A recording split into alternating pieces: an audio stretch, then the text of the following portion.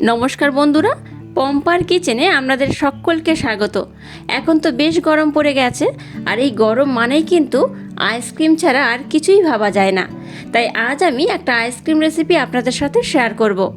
আগেও আমি আপনাদের সাথে অনেক রকম আইসক্রিম রেসিপি শেয়ার করেছি, কিন্তু আজকে যে আইসক্রিমটা বানাবো একবার দেখলে যে কেউ বানাতে পারবে, আর খুব একটা বেশি সময়ও লাগবে না।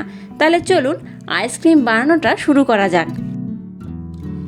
দেখুন, আজকের এই যে আইসক্রিমটা আমি বানাবো তার জন্য দেখুন এই 10 টাকার একটা রসনার প্যাকেট আমি নিয়ে নিয়েছি। এটার দাম 10 টাকা, এই রসনার প্যাকেটটার দাম। আর এখানে কিন্তু 10 গ্লাস হবে। তো এর ভিতরে কিন্তু দুটো পাউচ রয়েছে, আমি আপনাদের খুলে দেখাচ্ছি। এই দেখুন, এর মধ্যে কিন্তু দুটো প্যাকেট রয়েছে, দুটোই পাউচ এখানে রয়েছে। দেখুন এই দুটো পাউচ রয়েছে, দুটো কিন্তু মিক্স করে আজকের আমি এই আইসক্রিমটা বানাবো। আর এই যে দুটো প্যাকেট দেখতে পাচ্ছেন, এই দুটোর মধ্যে কিন্তু একটা লিকুইড রয়েছে আর একটা হচ্ছে পাউডার রয়েছে। তো দুটো মিক্স করে কিন্তু আজকের আইসক্রিমটা আমি বানাবো। দুর্দান্ত টেস্ট হয়, আর কোনো রকম ঝামেলা ছাড়াই কিন্তু এই আইসক্রিমটা বানানো হয়ে যায়। বাচ্চারা কিন্তু ভীষণ আকৃষ্ট হয় এইভাবে আইসক্রিম বানিয়ে। বাচ্চাদেরকে অবশ্য আপনারা দিতে পারেন, আর খুবই সুন্দর খেতে লাগে।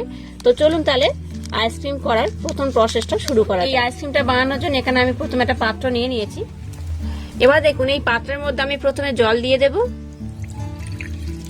জলটা আপনারা মাপ করেও দিতে পারেন, আর নতুবা এমনিও ব্যবহার করতে পারেন। বেশি হলে অন্য কোনো পাত্রের মধ্যে দিয়ে দেবেন।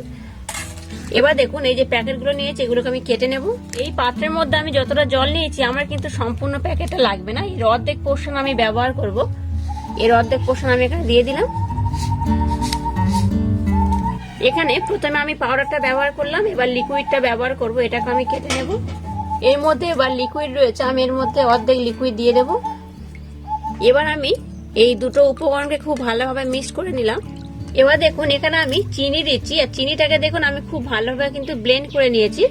আপনারা চাইলে গোটা চিনিও ব্যবহার করতে পারেন, কিন্তু গোটা চিনির থেকে যদি চিনিটাকে ব্লেন্ড করে ব্যবহার করেন তাহলে কিন্তু এটা গুলতে খুব সুবিধা হবে, মানে খুব তাড়াতাড়ি এটা ভালোভাবে মেল্ট হয়ে যাবে। তো এখানে আপনারা টেস্ট করে যে যেমন মিষ্টি পছন্দ করেন সেইভাবে ব্যবহার করবেন। তো আমি এখানে 2 থেকে 3 চামচের মতো চিনি দিয়ে দেব। তো তারপরেও আপনারা একবার টেস্ট করে নেবেন। চিনিটা দেওয়ার পর এটাকে আমি আর একবার খুব ভালোভাবে মেল্ট করে নেব। আর কালারটা দেখুন কত সুন্দর হয়েছে। এরকম কালারফুল আইসক্রিম পেলে বাচ্চারা কিন্তু খুবই পছন্দ করবে, আর ভীষণ মজা করে খাবে। আমি এটাকে মেল্ট করার জন্য 2 থেকে 3 মিনিট রেস্টে রেখে দেবো। যেহেতু আমি ব্লেন্ড করা চিনি ব্যবহার করেছি সেহেতু খুব একটা বেশি সময় লাগবে না, 2 থেকে 3 মিনিট রেস্টে রাখলেই হবে। এবার দেখুন, আমি আইসক্রিমের মোল্ডটা নিয়ে নিয়েছি। এবার আইসক্রিমের মোল্ডের মধ্যে কিন্তু আমি এই রসনাটা ভরে দেব। সবগুলো মোল্ড আমি খুব ভালোভাবে একদম ভর্তি ভর্তি করে দিয়ে দেব। এটা দুর্দান্ত দেখতে হয়, আর খেতেও কিন্তু খুবই সুন্দর হয়। তাই বাড়িতে যখনই কোনো ঠান্ডা কিছু খেতে ইচ্ছা করবে তখন কিন্তু এরকম খুব কম সময়ে আর খুব কম খরচে এই রকম আইসক্রিম যদি বাড়িতে পেতে খান তাহলে কিন্তু শরীরের জন্য ভীষণ উপকার, আর খেতেও দারুণ লাগে। সব দিক থেকে খুবই সুবিধা। দোকান থেকে আর তাহলে কিনে খাওয়ার দরকার হয় না। দেখুন, খুব ভালোভাবে কিন্তু মোল্ডগুলোকে আমি ভালোভাবে ভরে দিয়েছি।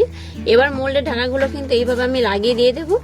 আর এর মধ্যে কাঠি কিন্তু আমি এখন ব্যবহার করব না, আইসক্রিম কাঠিগুলো আমি ঠিক 2 ঘন্টার পরে ব্যবহার করব। তো আপনারা একটু জমে গেলে তখন কিন্তু আইসক্রিম মোল্ডের কাঠিগুলো ব্যবহার করবেন, তাতেই সুবিধা। তো প্রথমে আমি মোল্ডের ঢাকাগুলো এইভাবে দিয়ে দিলাম। এবার এই আইসক্রিম মোল্ডটাকে আমি 8 থেকে 10 ঘন্টার জন্য ডিপ ফ্রিজে রেখে দেবো, আর 2 ঘন্টা পর কিন্তু এটার মধ্যে আমি কাঠি দিয়ে দেবো। তো 8 থেকে 10 ঘন্টা পর আমি আপনাদেরকে দেখাচ্ছি এটা কত সুন্দরভাবে জমে যাবে। দেখুন, 8 থেকে 10 ঘন্টা এটাকে আমি ডিপ ফ্রিজে রেখেছিলাম। আইসক্রিমটা দেখুন কত সুন্দরভাবে জমে গেছে, আর কালারটা দেখুন কত অপূর্ব অসাধারণ হয়েছে। এবার মোল্ডের ঢাকাগুলো আমি খুলছি, দেখুন কত সুন্দর কালার হয়েছে। দেখুন, এটাকে কিন্তু এইভাবে তোলা যাবে না, একটু সামান্য আমি জল দিয়ে দেব। জল দিয়ে দিলে কি হয়, আইসক্রিমটা কিন্তু খুব তাড়াতাড়ি আর খুব সহজে কিন্তু মোল্ডের ভিতর থেকে উঠে আসবে। একটু জল দিয়ে দিলাম। এইভাবে আমি একটু গায়ে জল দিয়ে দেব। দেখুন, 1 সেকেন্ডের জন্য আমি কিন্তু ভিজিয়ে রেখেছিলাম, তাতেই দেখুন আইসক্রিমগুলো মোল্ড থেকে কত সুন্দর উঠে আসছে, আর দারুণ একটা কালার হয়েছে। দেখুন, দুর্দান্ত আর লোভনীয় দেখতে হয়েছে। এবার এটাকে আমি সরিয়ে নিলাম। এবার দেখুন আইসক্রিমগুলো এখানে রাখছি আমি। এখানে আইসক্রিমগুলো দেখুন কত অপূর্ব অসাধারণ দেখতে হয়েছে, দুর্দান্ত দেখতে হয়েছে। বাচ্চারা কিন্তু ভীষণ আকৃষ্ট হবে আর ভীষণ পছন্দ করবে। এই রসনার আইসক্রিম কিন্তু দুর্দান্ত খেতে হয়, কোনো রকম ঝামেলা ছাড়াই এটা সহজে বানিয়ে নেওয়া যায়। দেখুন এটা কত সুন্দর হয়েছে। আপনারা বাড়িতে অবশ্যই একবার হলে আমার মতো ট্রাই করবেন, আশা করছি আপনাদের খুবই ভালো লাগবে। আজকের এই রেসিপিটা যদি আপনাদের ভালো লাগে তাহলে চ্যানেলটাকে লাইক, শেয়ার, কমেন্ট এবং সাবস্ক্রাইব করবেন আর পাশে থাকা বেল আইকনটা প্রেস করে দেবেন। তাহলে টাটা, আবার দেখা হচ্ছে নতুন কোনো রেসিপি নিয়ে।